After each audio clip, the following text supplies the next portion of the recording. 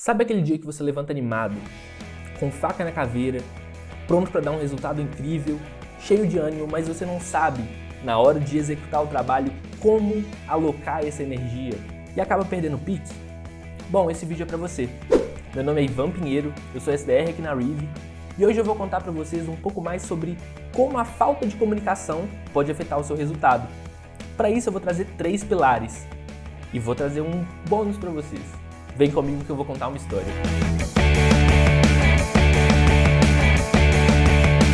Se você ainda não é inscrito aqui no nosso canal, não perde tempo. Se inscreve e se gostar do vídeo, deixa o joinha. No meu tempo como SDR, eu já conversei com vários gestores. E tem um deles que me ajuda a ilustrar bem como a falta de comunicação pode afetar uma equipe. Ele é um gestor novo na empresa. Ele não tinha muito tempo de casa e o processo em si de vendas dentro da empresa era imaturo. Tinha pouco tempo, ainda não tinha um processo totalmente definido. E um dos desafios que ele teria era justamente esse, criar um processo de gestão efetivo. Mas ele entrou com um mindset muito bom. Ele tinha na cabeça que ele queria fazer com que o time fosse formado por campeões. Batedores de meta e que todo mundo conseguisse bater meta bem, sem dificuldades. Para isso, na primeira conversa com o time, ele já contou para eles. Ele falou um pouco mais sobre vendas, mas esse não foi o melhor começo possível. Ele só não sabia ainda. Nessa primeira apresentação, já era muito claro algumas pessoas um pouco tensas. Esse gestor ele conseguiu notar que as pessoas estavam sentindo um pouco de desconforto. Era esperado que houvesse alguma resistência. E ele foi pronto para isso. Ele tentou observar um pouco de como o time trabalhava e ir tomando notas ao longo do tempo. Com isso, na primeira reunião de time, ele conseguiu ver que sempre que ele falava um pouco mais sobre fazer com que o time batesse meta, as pessoas ficavam com alguns comentários um pouco mais na defensiva. Ele tentava trazer a energia dele e algumas pessoas barravam um pouco isso. Os vendedores, sob a tutela dele, pareciam não se abrir tanto e ele queria fazer isso. Ele veio com esse propósito de ajudar pessoas. Ele resolveu partir para os one-on-ones. Ele queria entender um pouco melhor o que se passava com cada um dos vendedores dele. E foi aí que ele percebeu que tinha uma bomba nas mãos dele. Para o time, o que o gestor havia falado sobre a forma como ele ia fazer eles venderem mais soou um pouco como algo negativo. As pessoas ficaram desconfortáveis, com um pouco de medo e com pressão de que algo pudesse acontecer, elas pudessem ser demitidas. O gestor entendeu ali que ele não estava com o time. Ele estava contra o time. E eles tinham um pouco de medo dele. Após essa conversa, o gestor ele juntou todo mundo numa sala para tentar passar um pouco da visão que ele tinha do time e que ele deixou bem claro no one-on-one que ele havia feito. Para tentar mostrar para eles que ele não estava lá para demitir ninguém. Esse não era o objetivo dele. Mas sim fazer com que eles pudessem desenvolver o potencial de cada um da melhor forma. Voltando com aquela ideia de eu quero fazer vocês venderem mais. E eu tô aqui para ajudar. Nisso, o clima ficou muito mais tranquilo. As pessoas se sentiram mais abertas a falar com ele. Ele conseguiu ter mais notas, mas no final do mês o resultado não veio. E ele ficou confuso de por que isso havia acontecido. E resolveu tomar mais notas, ter mais conteúdo em mão. Na próxima bateria de one-on-ones, a partir do resultado baixo que o gestor teve, ele resolveu deixar mais claro que ele queria fazer com que o time tivesse um resultado melhor. E ainda assim, não estava sendo bastante. Até que chegou um determinado one-on-one em que ele tentou se abrir muito mais. Ele falou, olha, eu não vou sair daqui até a gente ter um plano de ação para você voltar a ter o resultado que você gostaria. Isso porque ele estava sentindo o clima de tensão que estava voltando. Aquele clima de tensão que tinha sido dissipado começou a voltar. E ele queria evitar. E na conversa, o vendedor disse para ele que ele não sentia nenhuma melhora. Ele não via os números dele mudar, o resultado que ele estava apresentando mudar. E que para ele isso era ruim. Ele tinha medo de ser demitido, de não bater a meta. E o cenário positivo que o gestor tanto falava não parecia algo real. O gestor ele saiu dessa reunião muito preocupado com o que ele ouviu do vendedor. E nos one-on-one seguintes, ele viu recorrência no que estava sendo dito. As pessoas estavam com medo. Elas tinham medo pelos desempregos, pela meta, e elas não estavam sentindo um avanço constante. E bom, para resolver isso, ele entrou em contato com o pessoal da Sales Hero, nossa comunidade de vendas, para entender como que ele poderia resolver esse problema. Ele explicou o cenário para o time e alguém na comunidade fez a pergunta-chave para esse gestor. A pergunta em questão foi: como você avalia os seus vendedores? E a resposta para isso foi o que ele tinha feito desde o início. Tentado avaliar as calls, fazer one-on-ones com o time e opinar sobre o que ele achava que poderia ser melhorado. E esse era o X da questão. Opinar. Uma opinião não é uma avaliação. Com isso, ele percebeu que ele tinha que voltar a análise dele para dados, para métricas. E foi o que ele fez.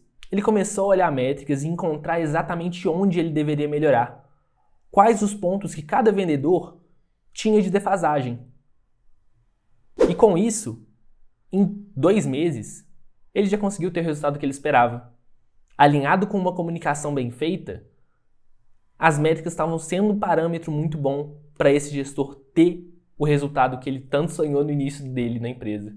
E usando o exemplo desse gestor, a gente chega em 3 dicas para você conseguir ter uma boa performance dos vendedores e conseguir acompanhar isso. A primeira delas é ter uma comunicação clara, horizontal e principalmente onipresente. Você se comunicar com o time e se colocar como alguém que o time pode se comunicar com é fundamental para que seja passado todo tipo de informação, dúvida que possa afetar o processo ou o resultado.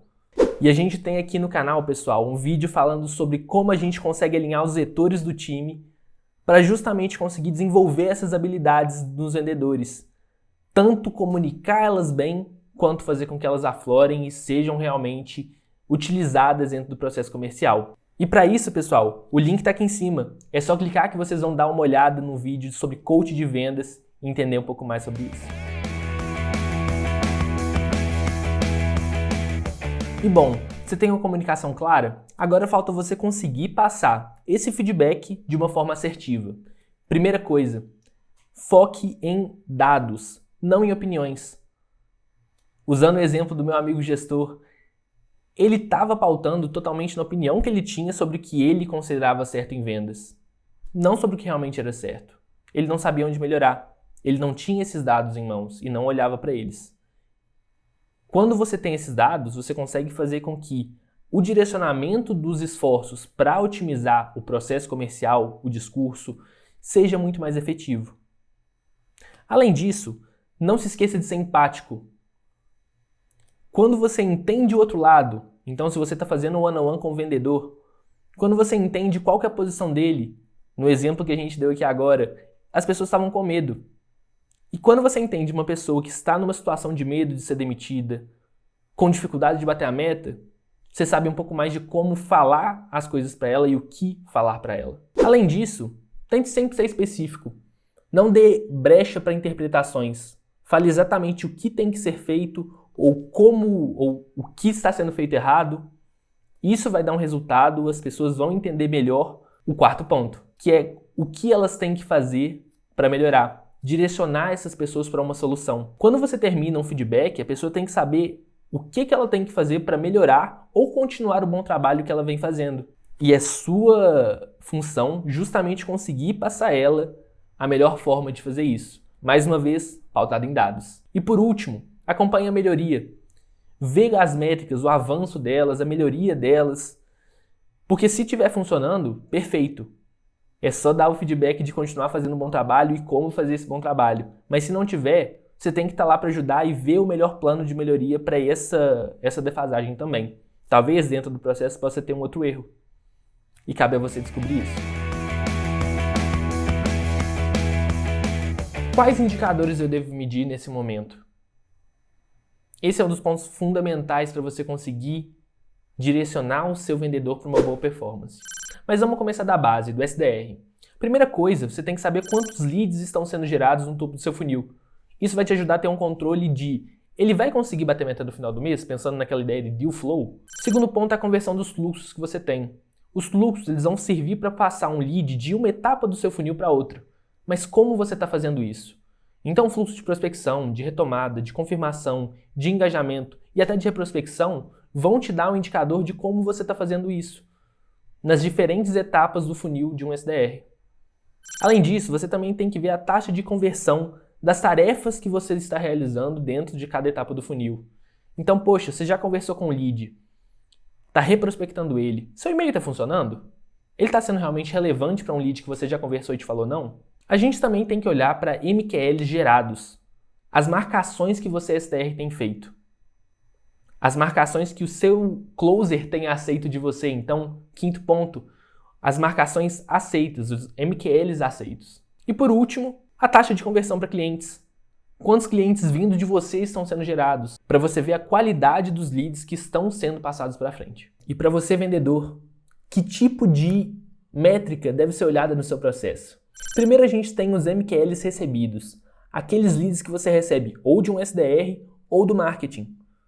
Com isso você tem que ver também os MQLs que são aceitos, porque não adianta receber lead se ele não for bom, né? A gente entra também nos SQLs que você tem. Esses são os leads que você apresentou uma proposta. A quantidade deles é muito importante porque diz tanto da qualidade quanto do seu processo, como ele está funcionando. Você tem que olhar também a taxa de conversão dos seus fluxos e etapas do seu funil. Então, beleza, você está vendo quanto você consegue passar do MQL para o SQL, do SQL para proposta enviada.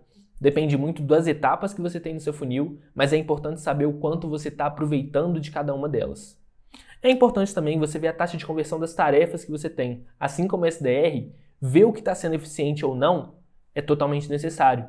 Então, se você está no fundo do funil, talvez seja necessário você ligar para um lead várias vezes, ou só 2 ligações no seu fluxo funcionam. É isso que você vai descobrir com essas métricas. Além disso, você tem que ver também a cota, que é justamente o quanto você tem de contrato que pode ser convertido em realmente um cliente, a partir da sua taxa de conversão. Além disso, a gente tem o que interessa, a venda, o número de clientes que você tem no final. No início desse vídeo eu prometi um bônus para vocês, e é justamente o que eu trouxe agora. Como você faz para treinar melhor, engajar o seu time em um treinamento sobre vendas? O link vai estar aqui em cima, dá uma conferida que com certeza vai complementar o que eu falei aqui. E bom, pessoal, chegamos ao fim de mais um vídeo. Se vocês gostaram, não se esqueça de inscrever, de deixar o like. E bom, estamos abertos a sugestões. Se quiserem mandar um pouco do comentário de algo que você sentiu falta, algo que você quer ver aqui nos próximos vídeos, ou sua opinião sobre isso, fique à vontade. Vai ser um prazer responder você.